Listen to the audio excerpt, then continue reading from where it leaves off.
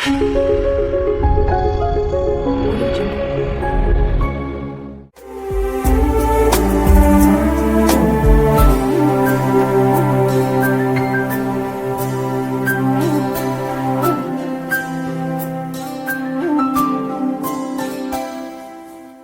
न भूल सकता उस कलवरी, खून में लथपथ था जहाँ मेरा यीशु मसीह। परमेश्वर के धन्य नाम की महिमा हो। आज के आराधनात्मक मनन की ओर आप सभी का बड़े विनम्रता पूर्व स्वागत करता हूं। आइए आज के मनन के लिए हम एफेसियों की पत्री अध्याय 4 उसके आखिरी भाग पढ़ेंगे। और जैसे परमेश्वर ने मसीह में तुम्हारे अपराध क्षमा किए, वैसे ही तुम भी एक दूसरे के अपराध क्षमा करो। आराधना का केंद्र विषय प्रभु यीशु मसीह की महिमा एवं महिमावान प्रभु की नम्रता ही है। इस पर कोई तर्क है ही नहीं। परमेश्वर के स्वरूप में होकर भी परमेश्वर के तुल्य होने को अपने वश में रखने की वस्तु उन्होंने नहीं समझा, वरन अपने आप को ऐसा शून्य कर दिया और दास का स्वरूप धारण किया और मनुष्य की समानता में हो गया और मनुष्य के रूप में प्रकट होकर अपने आप को दीन किया और यहाँ तक आज्ञाकारी रहा कि क्रूस की मृत्यु भी सह ली। फिलिपी अध्याय 2 की 6 से 8 तक। हमारी आराधना का केंद्र विषय महिमावान प्रभु की यह नम्रता ही। रविवार में इकट्ठे होकर हम रोटी तोड़ने के द्वारा यही सच्चाई की याद करते हैं, परंतु फिलिपियों के लिए प्रेरित पौलुस यीशु मसीह की नम्रता के बारे में इस प्रकार सूचित करने का एक अन्य कारण भी है। बाइबल पंडितों का माने तो फिलिपी की कलीसिया में 2 बहनें थी जो आपस में कभी मेल में नहीं रहते थे। इन बहनों के संबंध में 14 अध्याय की 2 पद में हम देखते हैं, मैं युओदिया को भी समझाता हूँ और सुन्दुके को भी कि वे प्रभु में एक मन रहे। ये बात स्वाभाविक है कि स्थानीय कलीसिया में जो 2 जन के बीच में समस्याएं लंबे समय से जारी रहती है तो अन्य लोग भी किसी न किसी प्रकार इससे प्रभावित हो जाते हैं। बाइबल पंडितों का माने तो फिलिपी के 2 अध्याय में इन बहनों के आपसी मतभेद को मद्देनजर रखते हुए प्रेरित पौलुस ने महिमावान प्रभु की नम्रता के बारे में वहां परामर्श किया।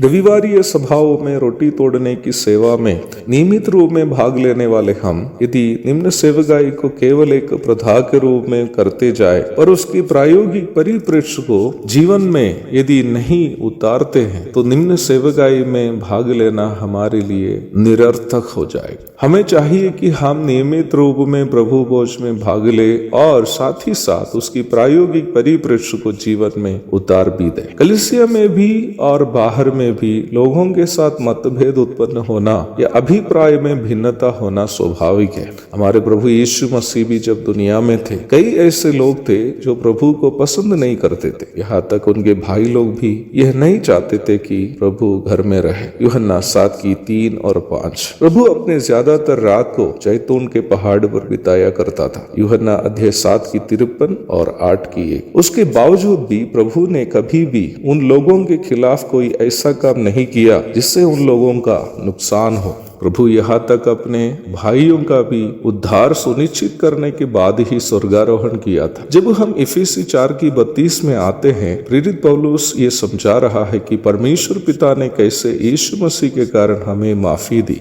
पाप में डूबे हमें माफी देने के लिए अन्य कोई कारण परमेश्वर के पास था ही नहीं सिवाय यीशु मसीह। यीशु मसीह की मृत्यु वो एकमात्र कारण है जिससे परमेश्वर ने हमारी क्षमा की, अथवा जिस परमेश्वर को हमें दंड देना चाहिए था वही परमेश्वर हमें माफी देने का भी कारण स्वयं बनाया। वो कारण उनके बेटे की प्रायश्चित मृत्यु थी। प्रभु भोज में भाग लेने के लिए रोटी की ओर हाथ बढ़ाते समय हमें यह भी याद रखनी चाहिए कि जो लोग हमें सताते हैं, बदनाम करते हैं या हमारा नाश चाहते हैं, उनको माफ करने के लिए हमें भी कोई अन्य कारण की जरूरत नहीं है सिवाय यीशु मसीह में पिता से हमें मिली हुई क्षमा। एक और धन्य आराधनात्मक दिन की शुभकामनाओं के साथ मैं अपने शब्दों को यहाँ पूर्ण विराम देता हूँ। प्रभु आप सबको आशीष दे, आमीन। जिसकी आज्ञा में आंधी शांत हुई, जिसकी वाणी में अंधे देख लिए,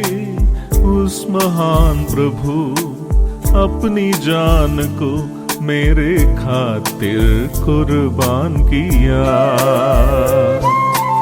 जिसकी आज्ञा में आंधी शांत हुई, जिसकी वाणी में अंधे देख लिए, उस महान प्रभु अपनी जान को मेरे खातिर कुर्बान किया। मैं न भूल सकता उस कलवरी,